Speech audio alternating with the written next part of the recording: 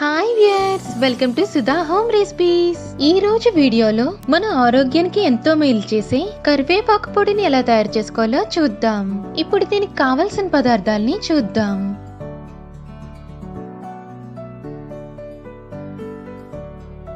Two cups కరివేపాకు, పావు cup ఎండుమిర్చి, 3 స్పూన్స్ ధనియాలు, 2 టేబుల్ స్పూన్స్ జీలకర్ర, 1 టేబుల్ స్పూన్ మినప్పప్పు,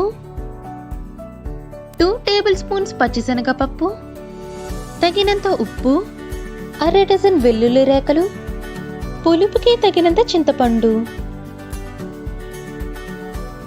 ముందుగా స్టవ్ పై ఒక ప్యాన్ ని పెట్టుకుని 2-3 స్పూన్స్ ఆయిల్ ని వేసుకుని నూనె కాగిన తర్వాత పచ్చిశనగపప్పుని మినప్పప్పుని వేయించుకోవాలి.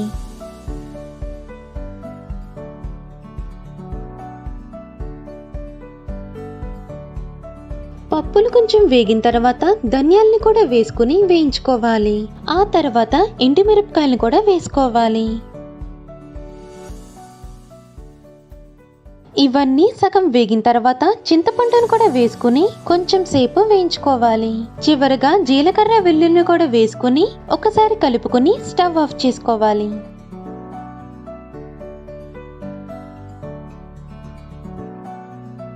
ఇలా వేయించుకున్న మిశ్రమాన్ని ఒక ప్లేట్లోకి తీసుకోవాలి.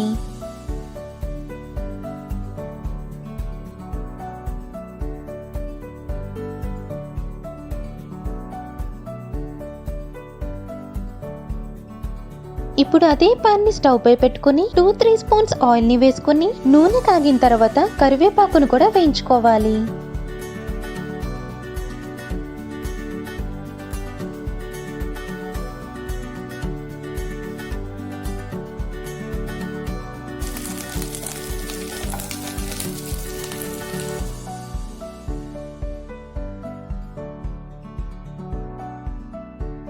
కరివేపాకు ఇలా క్రిస్పీగా అయ్యేంత వరకు వేయించుకోవాలి. ఇప్పుడు స్టవ్ ఆఫ్ చేసుకుని కొంచెం చల్లారిన తర్వాత ముందుగా మనం వేయించుకున్న పప్పుల్ని మిక్సీ జార్లో వేసుకుని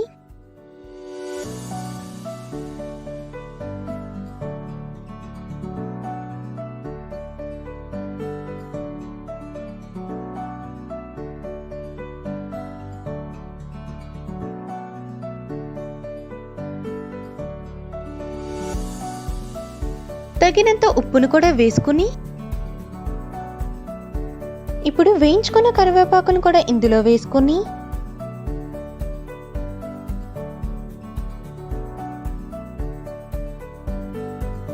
కొంచెం బరకగా పొడి చేసుకోవాలి.